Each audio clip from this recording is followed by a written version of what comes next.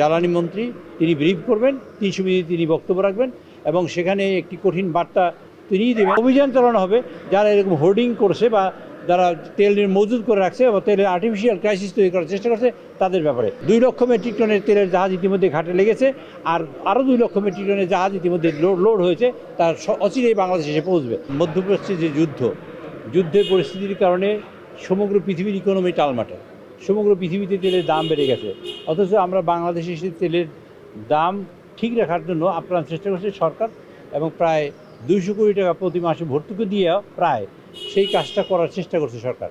এই বিষয়টা সংসদ সদস্যদের অবহিত করা এবং এ ব্যাপারে সংসদ সদস্যের কাছে মাননীয় নেতা আমাদের বলেছেন যে সর্বত্রই আপনারা ভিজিলেন্ট হবেন, যাতে বাংলাদেশের মানুষ যেন এই বিষয়ে অত দৃষ্টিসম্পন্ন হয় এবং তারা যেন এই যেন তেলের দাম কোথাও না বাড়ে এবং এই প্রয়োজনীয় পদক্ষেপ নিতে পারে সব জায়গায়।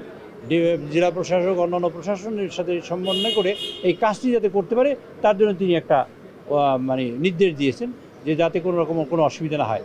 তার সাথে একই কথা বলেছেন আগামীকালকে ইনশাআল্লাহ যতক্ষণ সংসদ বসবে তখন আমাদের এই মাননীয় জ্বালানি মন্ত্রী তিনি ব্রিফ করবেন, 300 মিনিট তিনি বক্তব্য রাখবেন এবং সেখানে একটি কঠিন বার্তা তিনিই দেবেন। তবে আমি আপনাদের আগে বলছি এই যে বিষয়টা হলো তেল এখন হোর্ডিং হচ্ছে, যেখানে 30 লিটার তেল আগেনি তো এখন সেখানে ট্যাঙ্কি ভরে 50 লিটার নেওয়ার চেষ্টা করছে। মোটরসাইকেলরা দেখা যায় একবার তেল নেওয়ার ক্ষেত্রে তেল নিচ্ছে আবার নিচ্ছে 3বার তেল নিচ্ছে, এরকম কিছু হচ্ছে। বিভিন্ন আপনারা জানেন পাশের দেশে তেলের দাম কম, আমাদের দাম কম, ওদের দাম বেশি, খুব সঙ্গত কারণে চোরাচালান হচ্ছে।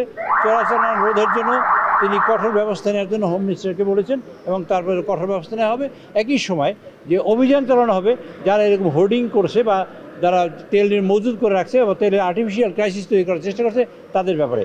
একই সময় আমাদের জানানো হবে যে তেলের সাপ্লাই পর্যাপ্ত পরিমাণ আছে।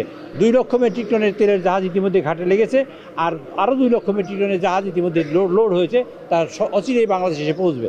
কাজে তেলের কোনো সাপ্লাইয়ের কোনো ঘাটতি নেই, কিন্তু ঘাটতি আর্টিফিশিয়ালি তৈরি হয়েছে কিছু মিডিয়ার কারণে এবং কিছু মানুষ অতি উৎসাহিত হয়ে কিছু চোরাচালানিদের কারণে। কাজে এটা যাতে না হয় তার প্রয়োজনীয় ব্যবস্থা নেওয়ার জন্য আজকে এই সিদ্ধান্ত গৃহীত হয়েছে এবং এই আলোচনা হয়েছে।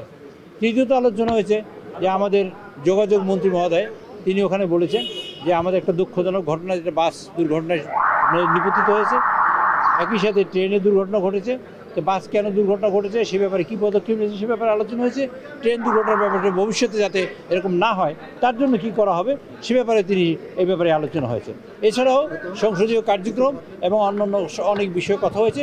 প্রধানমন্ত্রী মাননীয় সংসদ নেতা দিক নির্দেশনামূলক বক্তব্য রেখেছেন এবং আগামীকালকেও আমাদের এই আজকে অ্যাডজন হয়েছে, আগামীকালকেও 1টার সময় আমরা আবার এই বিষয় নিয়ে বসবো এবং সংসদকে ব্রিফ করা হবে। মাননীয় নেতা যেটা করেছেন সেটা হলো এই প্রথমবারের মতন বাংলাদেশে মন্ত্রীদের বাধ্য করেছেন সংসদ সদস্যদের অবহিত করার জন্য এবং সংসদ সদস্যরা অবহিত হয়ে তারা তাদের সংসদে কথা বলতে পারেন, একই সাথে তারা মেজার নিতে পারেন তার নির্দিষ্ট নিজ এলাকায় সে ব্যবস্থা তিনি করেছেন। এবং এই মিটিংটা অ্যাডজন করে এই প্রথম দেখলাম যে আগামীকালকে 1টার সময় তিনি আবার একই মিটিং রেখেছেন যে আমাদের সংসদ সদস্যরা ইকুইপড হবে এবং তারা জানবে এবং সত্যি জিনিসটা জানার পরে প্রয়োজনীয় যে ব্যবস্থা গ্রহণ করার তা তিনি ব্যবস্থা গ্রহণ করবেন। এবং সরকার এই দেশের মানুষকে কল্যাণ করার জন্য একটা মানবিক রাষ্ট্র এবং একটি রিয়েলি সমৃদ্ধশালী এবং একটি কল্যাণমূলক রাষ্ট্র করার জন্য যে বদ্ধপরিকর সেটা বাস্তবায়ন করার জন্য মাননীয় নেতা সংসদ নেতা জনাব তারেক রহমান অত্যন্ত সচেষ্ট এবং তিনি তার সেই ইচ্ছেটা আজকে ব্যক্ত করেছেন। আমরা বিশেষ করে সংসদ সদস্যবৃন্দ অত্যন্ত ধন্যবাদের সাথে এটা গ্রহণ করেছি এবং তাকে সাধুবাদ জানিয়েছি। এবং তিনি আরও বলেছেন যে আগামী প্রতি মাসে একটি ব্রিফিংয়ের ব্যবস্থা করবে সংসদ সদস্যদের মধ্যে, যাতে আমাদের সরকার কেমন চলে, কীভাবে চলে এবং সরকার অ্যাকচুয়ালি কী করতে চায় সেই সংক্রান্ত বিষয়ে আলোচনা হবে প্রতি মাসে ইনশাআল্লাহ।